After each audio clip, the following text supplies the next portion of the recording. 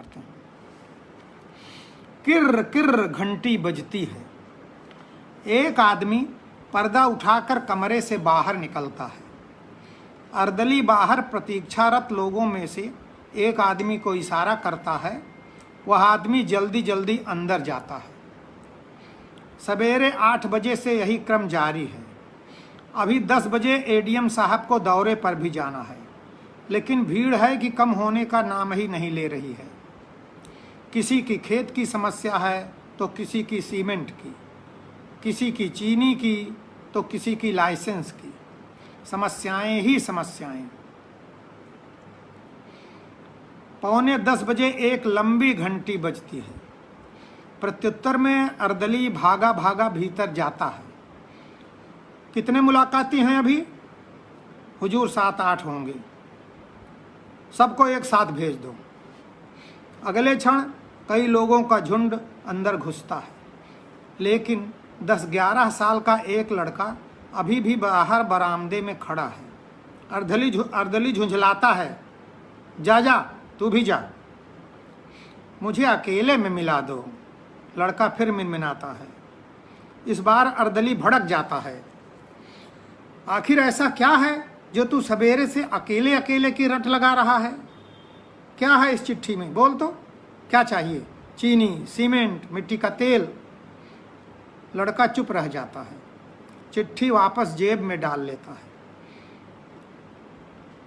अर्दली लड़के को ध्यान से देख रहा है। मटमैली सी सूती कमीज और पायजामा, गले में लाल रंग का गमछा, छोटे कड़े खड़े रूखे बाल, नंगे पांव, धूल धूसरित चेहरा मुरझाया हुआ। अपरिचित माहौल में किंचित संभ्रमित, अविश्वासी और कठोर, दूर देहात से आया हुआ लगता है। हाँ, यह उसी समय की कहानी है जब चीनी सीमेंट वगैरह का कोटा हुआ करता था। ये सारिका में 1984 में छपी थी, दिसंबर में। कुछ सोचकर अर्दली आश्वासन देता है, अच्छा इस बार तू अकेले में मिल ले। लेकिन जब तक अंदर के लोग बाहर आएं, साहब ऑफिस रूम से बेडरूम में चले जाते हैं। ड्राइवर आकर जीप पहुंचने लगता है, फिर इंजन स्टार्ट करके पानी डालता है। लड़का जीप के आगे पीछे हो रहा है। थोड़ी देर में अर्दली निकलता है, साहब की मैगजीन, रूल, पान का डिब्बा, सिगरेट का पैकेट और माचिस लेकर।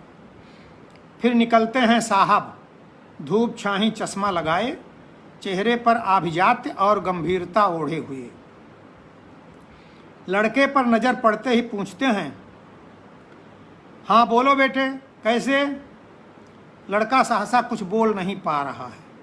वह संभ्रम नमस्कार करता है। ठीक है ठीक है। साहब जीप में बैठते हुए पूछते हैं, काम बोलो अपना, जल्दी, क्या चाहिए? अर्दली बोलता है, हुजूर मैंने लाख पूछा कि क्या काम है, बताता ही नहीं। कहता है साहब से अकेले में बताना है।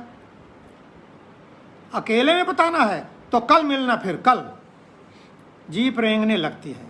लड़का एक क्षण असमंजस में रहता है, फिर जीप के बगल में दौड़ते हुए जेब से एक चिट्ठी निकालकर साहब की गोद में फेंक देता है। ठीक है, 1 हफ्ते बाद मिलना। साहब एक चालू आश्वासन देते हैं। तब तक लड़का पीछे छूट जाता है, लेकिन चिट्ठी की गंवारू शक्ल उनकी उत्सुकता बढ़ा देती है। उसे आटे की लेई से चिपकाया गया है। चिट्ठी खोलकर वे पढ़ना शुरू करते हैं। सरबश्री उपमा जोग खत लिखा, लालू की माई की तरफ से लालू के बप्पा को पांव छूना पहुँचे। अचानक जैसे करंट लग जाता है उनको।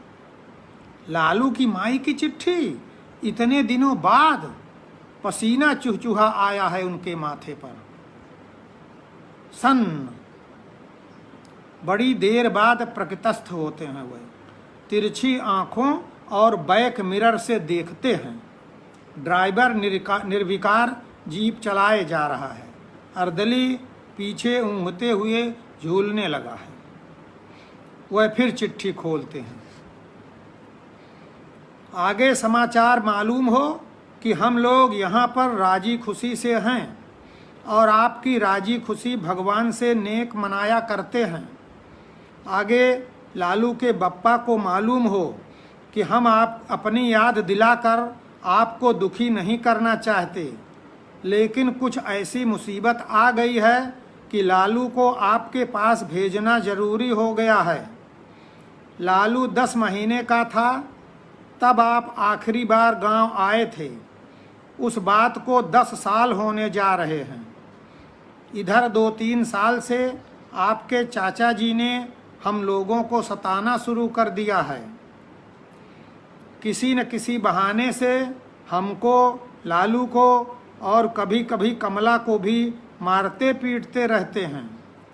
जानते हैं कि आपने हम लोगों को छोड़ दिया है, इसलिए गांव भर में कहते हैं कि लालू आपका बेटा ही नहीं है। वे चाहते हैं कि हम लोग गांव छोड़कर भाग जाएं, तो सारी खेती बाड़ी घर द्वार पर उनका कब्जा हो जाए। आज 8 दिन हुए आपके चाचा जी ने हमें बहुत मार मारी।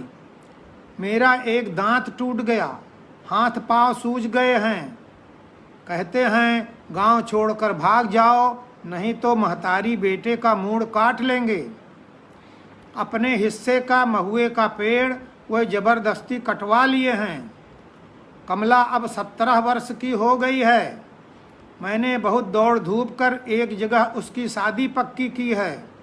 अगर आपके चाचा जी मेरी झूठी बदनामी लड़के वालों तक पहुंचा देंगे तो मेरी बिटिया की शादी भी टूट जाएगी। इसलिए आपसे हाथ जोड़कर विनती है कि एक बार घर आकर अपने चाचा जी को समझा दीजिए, नहीं तो लालू को एक चिट्ठी ही दे दीजिए अपने चाचा जी के नाम। नहीं तो आपके आंख फेरने से तो हम भीगी बिलार बने ही हैं। अब यह गांव डीह भी छूट जाएगा। राम खिलावन मास्टर ने अखबार देखकर बताया था कि अब आप इस जिले में हैं, इसी जगह पर लालू को भेज रही हूँ। चिट्ठी पढ़कर वे लंबी सांस लेते हैं। उन्हें याद आता है कि लड़का पीछे बंगले पर छूट गया है, कहीं किसी को अपना परिचय दे दिया तो। लेकिन अब इतनी दूर आ गए हैं कि वापस लौटना भी उचित नहीं लग रहा है। फिर वापस चलकर सबके सामने उससे बात भी तो नहीं की जा सकती है। उन्हें प्यास लग आई है। ड्राइवर से कहते हैं जीप रोकना, प्यास लग गई है। पानी और चाय पीकर सिगरेट सुलगाया उन्होंने। तब धीरे धीरे प्रतस्थ हो रहे हैं। जीप आगे बढ़ रही है। उनके मस्तिष्क में 10 साल पुराना गांव उभर रहा है। गांव जहां उनका प्रिय साथी था महुए का पेड़, जो अब नहीं रहा। उसी की जड़ पर बैठकर सवेरे से शाम तक वह कंपटीशन की तैयारी करते थे। गांव जहां उनकी उस समय की प्रिय बेटी कमला थी, जिसके लाल लाल नरम होंठ कितने सुंदर लगते थे। महुए के पेड़ पर बैठा कौवा जब कां कां बोलता तो जमीन पर बैठी नन्ही कमला दोहराती कां कां। कौवा थक हार कर उड़ जाता तो वह ताली पीटती थी। वह अब सयानी हो गई है, उसकी शादी होने वाली है, एक दिन हो भी जाएगी। विदा होते समय अपने छोटे भाई का पांव पकड़कर रोएगी। बाप का पांव नहीं रहेगा पकड़कर रोने के लिए। भाई आश्वासन देगा कंधा पकड़कर आफत विपत में साथ देने का। बाप की शायद कोई धुंधली सी तस्वीर उभरे उसके दिमाग में। फिर उनके दिमाग में पत्नी के टूटे दांत वाला चेहरा घूम गया। दीनता की मूर्ति, अति परिश्रम, कुपोषण और पद की निष्ठुरता से कृश सूखा शरीर, हाथ पांव सूजे हुए मार से। बहुत गरीबी के दिन थे जब उनका गौना हुआ था। इंटर पास किया था उस साल। लालू की माई बलिष्ठ कदकाठी की, हिम्मत और जीवट वाली महिला थी। निरक्षर लेकिन आशा और आत्मविश्वास की मूर्ति। उसे देखकर उनके मन में श्रद्धा होती थी उसके प्रति। इतनी आस्था हो जिंदगी और परिश्रम में तो संसार की कोई भी वस्तु अलभ्य नहीं रह सकती। बीए पास करते करते कमला पैदा हो गई थी। उसके बाद बेरोजगारी के वर्षों में लगातार हिम्मत बंधाती रहती थी। वह अपने गहने बेचकर प्रतियोगिता परीक्षा के लिए शुल्क और पुस्तकों की व्यवस्था की थी। उसने खेती बाड़ी का सारा काम अपने जिम्मे लेकर उन्हें परीक्षा की तैयारी के लिए मुक्त कर दिया था।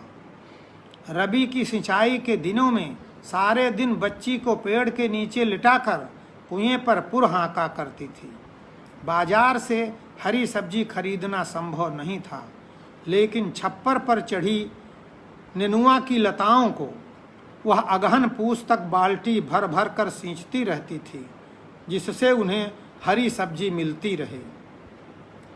रोज सवेरे ताजी रोटी बनाकर उन्हें खिला देती और खुद बासी खाकर लड़की को लेकर खेत पर चली जाती थी। एक बकरी लाई थी वह अपने मायके से, जिससे उन्हें सवेरे थोड़ा दूध या चाय मिल सके। रात को सोते समय पूछती, अभी कितनी किताब और पढ़ना बाकी है? अभी कितनी किताब और पढ़ना बाकी है साहबी वाली नौकरी पाने के लिए? वे उसके प्रश्न पर मुस्करा देते। कुछ कहा नहीं जा सकता। सारी किताबें पढ़ लेने के बाद भी जरूरी नहीं कि साहब बन ही जाएं। ऐसा मत सोचा करिए। वो कहती, मेहनत करेंगे तो भगवान उसका फल जरूर देंगे। यह उसी के त्याग, तपस्या और आस्था का परिणाम था कि एक ही बार में उनका सिलेक्शन हो गया था। परिणाम निकला तो वह खुद आश्चर्यचकित थे। घर आकर एकांत में पत्नी को गले से लगा लिया था। वाणी अवरुद्ध हो गई थी। उसको पता लगा तो वह बड़ी देर तक निस्पंद रोती रही, बे आवाज, सिर्फ आंसू झरते रहे थे। पूछने पर बताया कि खुशी के आंसू हैं ये।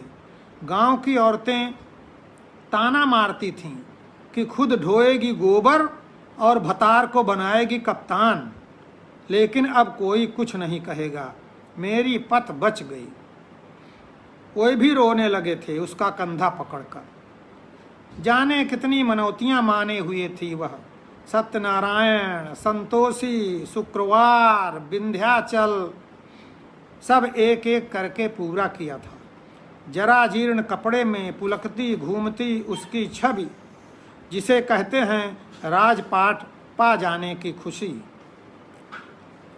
सर्विस ज्वाइन करने के बाद 1-1.5 साल तक वे हर माह के द्वितीय शनिवार और रविवार को गांव जाते रहे थे।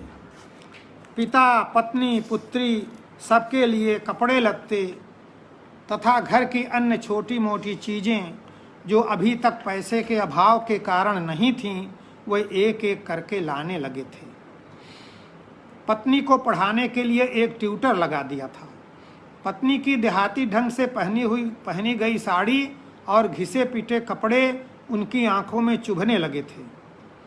1-2 बार शहर ले जाकर फिल्म वगैरह दिखा लाए थे, जिसका अनुसरण करके वह अपने में आवश्यक सुधार ले आए।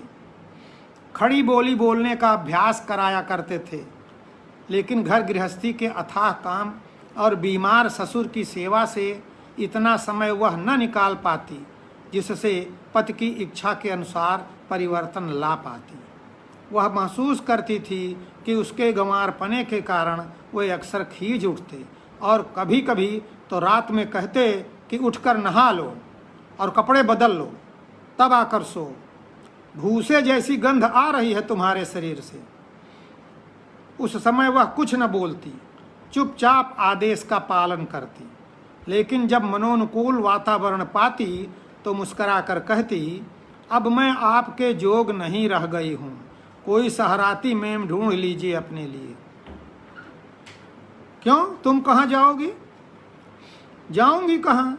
यहाँ रहकर ससुर जी की सेवा करूंगी, आपका घर द्वार संभालूंगी, जब कभी आप गांव आएंगे आपकी सेवा करूंगी। तुमने मेरे लिए इतना दुख झेला है, तुम्हारे ही पुण्य प्रताप से आज मैं धूल से आसमान पर पहुंचा हूँ। गाढ़े समय में तुमने कितना सहारा दिया है, तुम्हें छोड़ दूंगा तो नरक में भी जगह नहीं मिलेगी मुझे।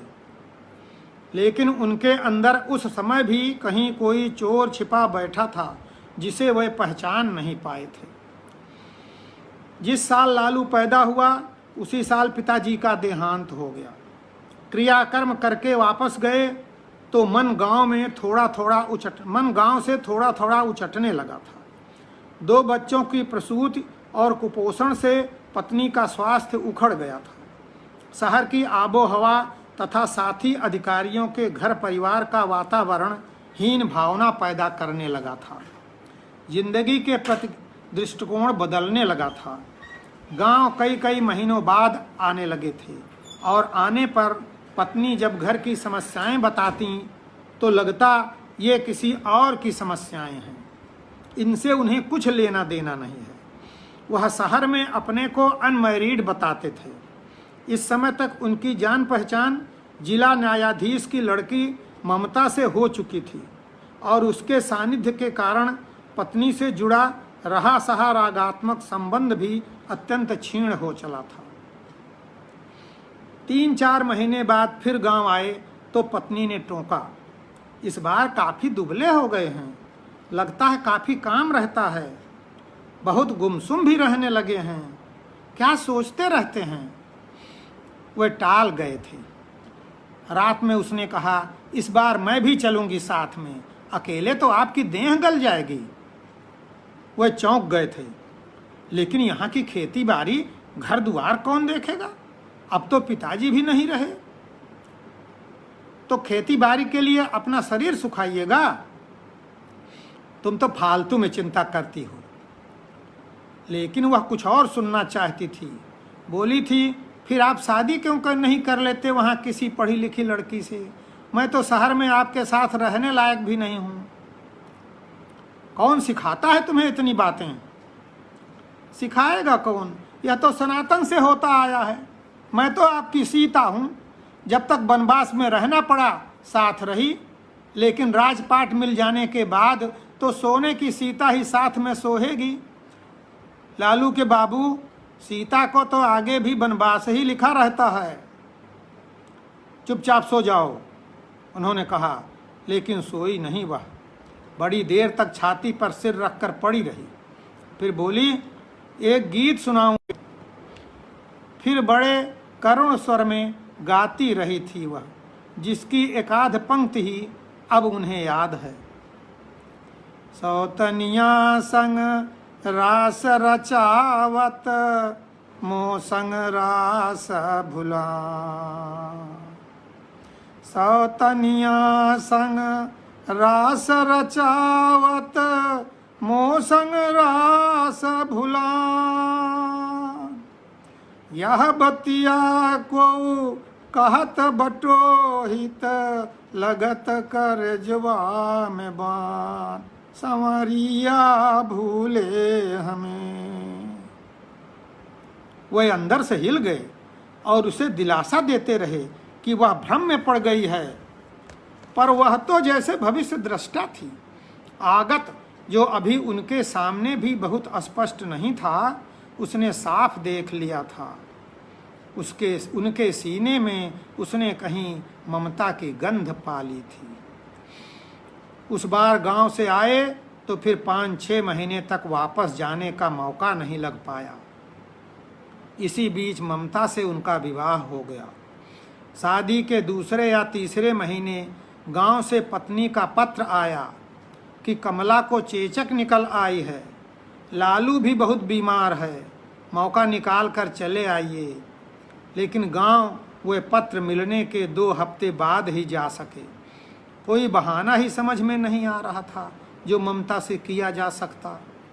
दोनों बच्चे तब तक ठीक हो चुके थे, लेकिन उनके पहुंचने के साथ ही उसकी आंखें झरनी शुरू हो गई थीं। कुछ बोली नहीं थी। रात में फिर वही गीत बड़ी देर तक गाती रही थी। उनका हाथ पकड़कर कहा था, लगता है आप मेरे हाथों से फिसले जा रहे हैं और मैं आपको संभाल नहीं पा रही हूँ। वे इस बार कोई आश्वासन नहीं दे पाए। उसका रोना धोना उन्हें काफी अन्यमनस्क बना रहा था। वे उकताए हुए से थे। अगले ही दिन वे वापस जाने को तैयार हो गए थे। घर से निकलने लगे तो वह आधे घंटे तक पांव पकड़कर रोती रही। फिर लड़की को पैरों पर झुकाया और नन्हे लालू को पैरों पर लेटा दिया था। जैसे सब कुछ लुट गया हो ऐसी लग रही थी वह, दीनहीन मलिन। वे जान छुड़ाकर बाहर निकल आए थे। वही उनका अंतिम मिलन था। तब से 10 साल के करीब होने को आए। वे न कभी गांव गए, न ही कोई चिट्ठी पत्री लिखी। हाँ, करीब साल भर बाद पत्नी की चिट्ठी जरूर आई थी। न जाने कैसे उसे पता लग गया था। लिखा था, कमला नई अम्मा के बारे में पूछती है, कभी ले आइए उनको गांव, दिखा बता जाइए कि गांव में भी उनकी खेती बाड़ी घर द्वार है। लालू अब दौड़ लेता है।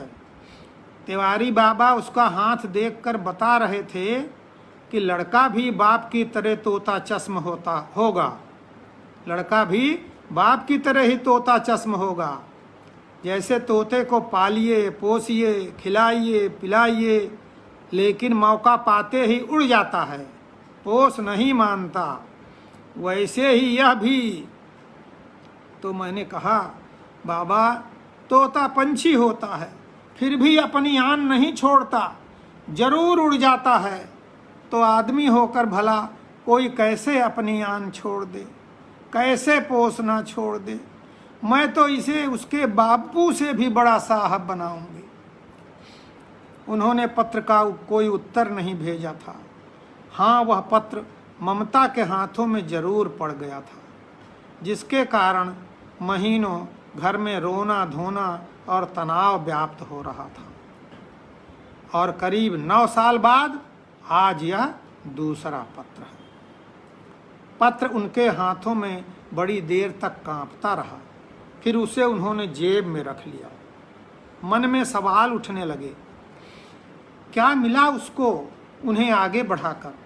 वह बेरोजगार रहते, गांव में खेती बाड़ी करते, वह कंधे से कंधा भिड़ाकर खेत में मेहनत करती, रात में दोनों सुख की नींद सोते, तीनों लोकों का सुख उसकी मुट्ठी में रहता। छोटे से संसार में आत्मतुष्ट होकर वह जीवन काट देती। उन्हें आगे बढ़ाकर वह पीछे छूट गई। माथे का सिंदूर और हाथ की चूड़ियां निरंतर दुख दे रही होंगी उसे। सारे दिन किसी कार्यक्रम में उनका मन नहीं लगता। शाम को जीप वापस लौट रही है।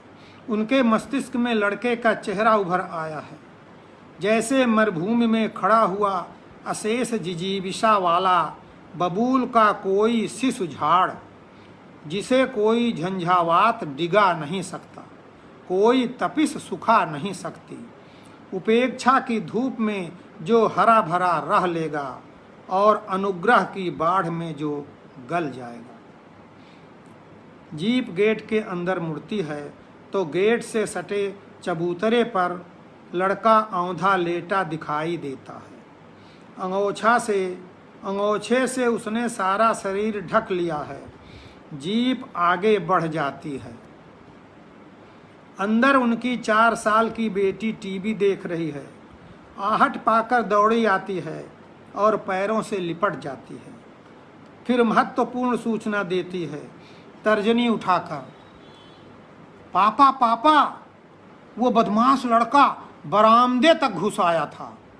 मम्मी पूछती थी तो बोलता नहीं था, भगाती थी तो भागता नहीं था।